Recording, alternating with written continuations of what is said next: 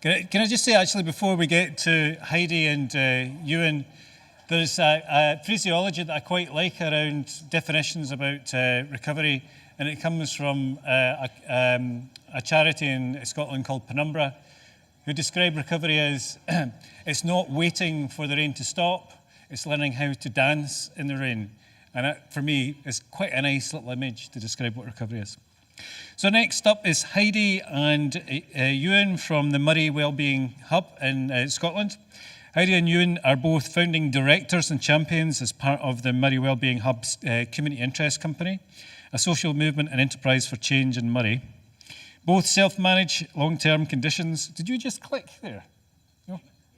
All right, okay. Okay. Both, yes, you did, sorry. Both I thought I was getting told hurry up there, you see, that's the thing. Both self-manage long-term conditions and have experience of personal crisis and recovery, as well as supporting family members, friends and others in professional support roles.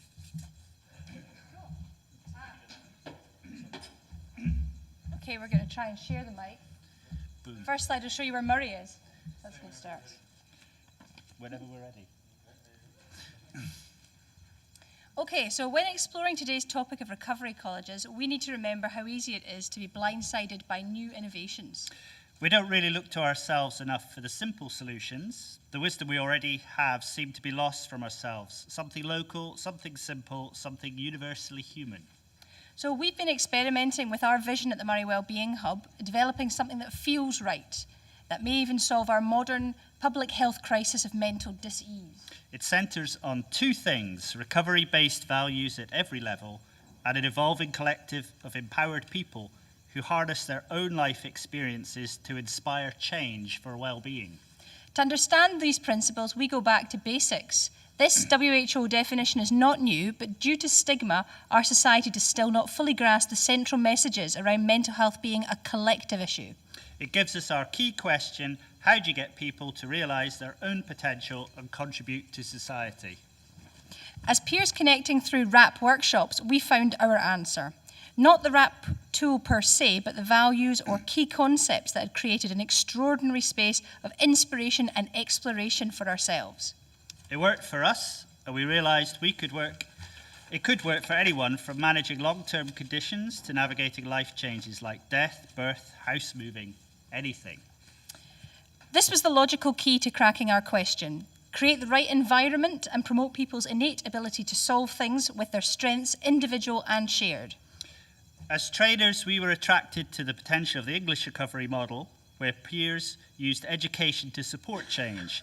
It had some great traction, however. From looking at it in practice, there were bits we didn't like. Elements had potential to be top-down or neoliberist in approach. For example, too much signposting can feed a culture of blame and guilt when people don't fix themselves.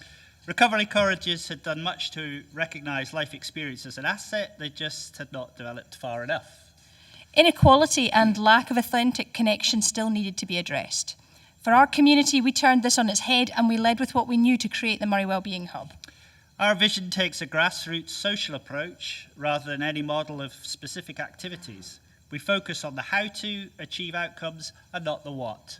And it's built from the most common and untapped resource in communities, the people who face the challenges themselves, to model for other individuals that the answer is within themselves. They are not the problem.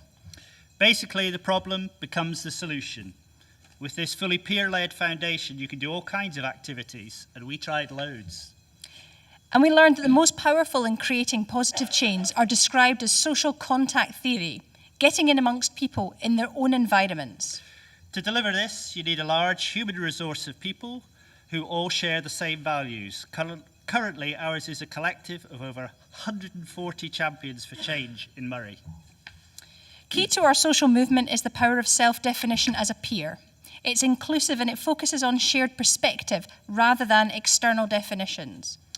Sidestepping hierarchies of well or ill, supporter or provider, worker or volunteer, labels that have the potential for disconnection and power imbalance. As mental health is a universal asset, all humans are welcome. This approach means you get diversity as well as volume of human resource. We reach peers of all kinds of interest groups, ages, experiences, who are attracted to work together under shared values. They in turn attract others who share their peer connection Things grow organically, change happens all over the place, including in workplaces and at home. If you share our values, the Hub is a resource that you can both take from and feed into. This social contact plus values truly challenges stigma and beyond than just mental health stigma.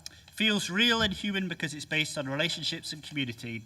It demonstrates we're all peers of this shared human experience we call life. So the activities build on these values. And like many recovery colleges, we deliver courses in self-management because we start with our strengths as peer trainers. But physical space is important, therefore a cafe with employability and a training venue is our current focus. We spend a lot of effort resourcing our champions, organising networks, training and mentoring. Personal growth for them equals new assets for our collective. But competition and pure growth is not in our interests. For us, it's about working in mutually beneficial partnerships.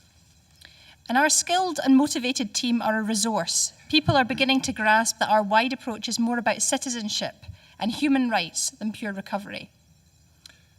Locally and nationally, those requiring community input save resources and increase outcomes by coming to us first for a collective voice, facilitation, hosting of events, and research.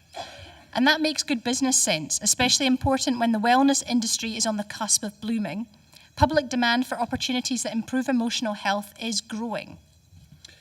Add to this the increasing changes in statutory services, and clearly there is emerging space for new products like these. With multinationals like Virgin moving into healthcare, we must embrace these opportunities. We're positive that those previously seen as the problem in society will create new ways to contribute, harnessing and perhaps even monetizing their own life experiences and impact the benefit system and increase civic life. That's very transformative. We accept this as an ambition vision, but we definitely need to do things differently to get people to realise their own potential and contribute to society to have true mental health. We can't say that a recovery college is the solution, but for us, a local hub of ever-evolving, diverse and empowered human resource, working flexibly under our values and with partners, it works.